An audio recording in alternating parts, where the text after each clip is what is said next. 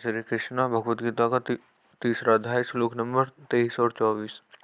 यदि ह्राः न विरते जातु कर्म न दन्ति मम विदधाति मनुष्य पार्थ सर्वसे उदिते लोका न कुर्यो कर्म चेदति शंकरान चे कर्ता श्याम पुमन नहामि विमाह पीड़जा। इसका हिंदी अर्थ है, क्योंकि हे पार्थ, अगर मैं किसी समय सावधान होकर कर्तव्य कर्म ना करूं तो बड़ी हानि हो जाए, क्योंकि मनुष्य सब प्रकार से मेरे ही मार्ग का अनुसरण करते हैं। यदि मैं कर्म ना करूं तो ये सब मनुष्य नष्ट भ्रष्ट हो जाएं और मैं वर्ण संकरता को करने वाला हूँ तथा इस समस्त प्रजा को नष्ट करने वाला बनूं।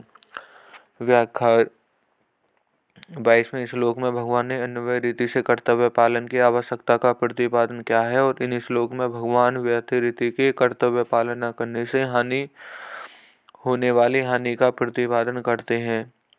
पूर्व श्लोक में आय वर्ता एवं कर्मणानि पदों की पुष्टि के लिए यहाँ ही पद आया है। भगवान कहते हैं कि मैं सावधानी पूर्वक कर्म ना करूं तो ऐसा हो ही नहीं सकता, परंतु ऐसा मान लें तो कि मैं कर्म ना करूं। इस अर्थ में भगवान ने यहाँ यदि जातु पदों का प्रयोग किया है।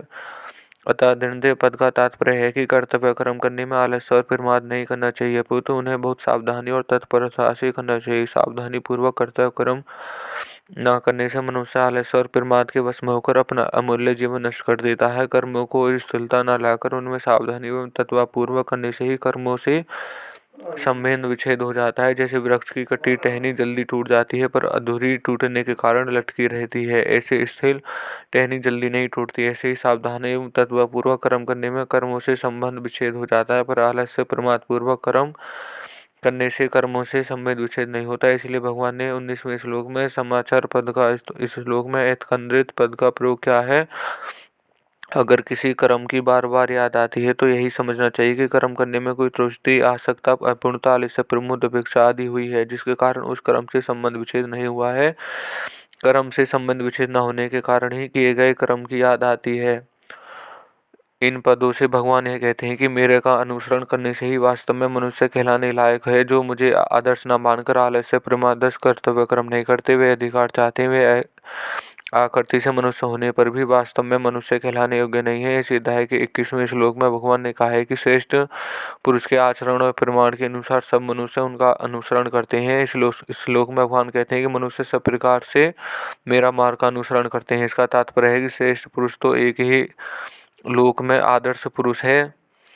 इन तीनों में लोक आदर्श पुरुष है। मनुष्य संसार में कैसा रहना चाहिए है बताने के लिए भगवान मनुष्य लोक में अवतरित होते हैं। संसार में अपने लिए रहना ही नहीं है, यही संसार रहने की विद्या है।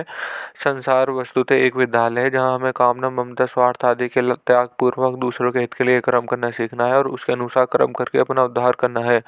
संसार के सभी संबंधी एक दूसरे की सेवा के करने के लिए ही है। इसलिए पिता, पुत्र, पति, पत्नी, भाई, बहन आदि सबको चाहिए कि वे एक दूसरे का पालन करें और उनके अधिकार की रक्षा करते हुए अपने कर्तव्य का पालन करें और एक दूसरे के कल्याण की चेष्टा करें।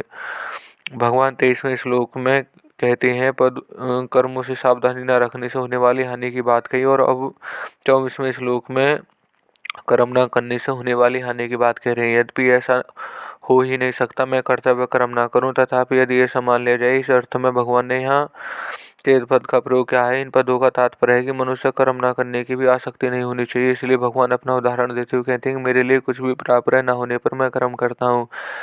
यदि मैं अपने कर्तव्य का पालन ना करूं तो संपूर्ण मनुष्य नष्ट भ्रष्ट हो जाए अर्थात उनका पतन हो जाए। कारण है कि कर्तव्य का त्याग करने से मनुष्य में तामसा अभाव हो जाता है, जिसको उनको अघोषित कहते हैं। भगवान त्रिलोकी में आदर्श पुरुष हैं, संपूर्ण प्राणी उन्हीं के मार्ग का अनुसरण करते हैं। इसलिए यदि भगवान कर्तव्य पालन नहीं करेंगे तो त्रिलोकी भी कोई अपने कर्तव्य पालन नहीं करेगा। अपने कर्तव्य पालन न करने से उनका अपने आप पतन हो जाएगा। यदि मैं कर्तव्य कर्म ना करूं तो सब लोग नष्ट भ्रष्ट हो जाएंगे, उनका नष्ट होने का कारण मैं ही बनूंगा, जबकि ऐसा संभव नहीं है।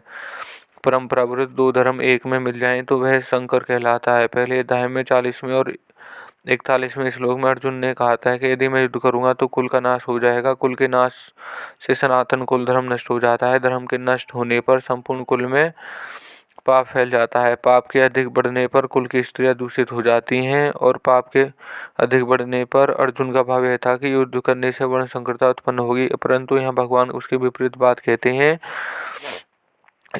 कि कर्तव्य कर्म न करने से वर्ण संकरता उत्पन्न होगी। इस विषय में भगवान अपना उदाहरण देंगे। यदि मैं कर्तव्य कर्म न करूं तो कर्म, धर्म, उपासना, वर्ण, आश्रम, जाति आदि सब कर्म न करने से ही संकटता उत्पन्न होती। इसलिए यहाँ भगवान अर्जुन से मानो यह कहते हैं कि तू युद्धरूप कर्तव्य न करने से वर्ण संकर उत्पन्न किया था कि होने वाले का न कि युद्ध से करने जैसा। अर्जुन मूल रूप से का उत्तर भगवान 22वें 23वें और 24वें तीनों श्लोक में अपने उदाहरण से देते हुए कहते हैं कि मैं तुम्हें ही कर्मों में लगाता हूँ, ऐसी बात नहीं है, फिर तो मैं स्वयं भी कर्मों में लगा रहता हूँ, जबकि वास्तव में मेरे लिए त्रिलोक में कुछ भी कर्तव्य एवं प्राप्य नहीं है। भगवान अर्जुन की इस बात को संकेत देते हैं कि अभी इस अवतार में तुमने भी स्वीकार किया, मैंने भी स्वीकार किया कि तू रथी बने और मैं सारथी बनूं, तो देख क्षत्रिय होते हुए आज मैं तेरा सारथी बना हुआ हूँ और इस प्रकार स्वीकार किए हुए अपने कर्तव्य का सावधानी और तत्परपूर्वक पालन कर रहा हूँ।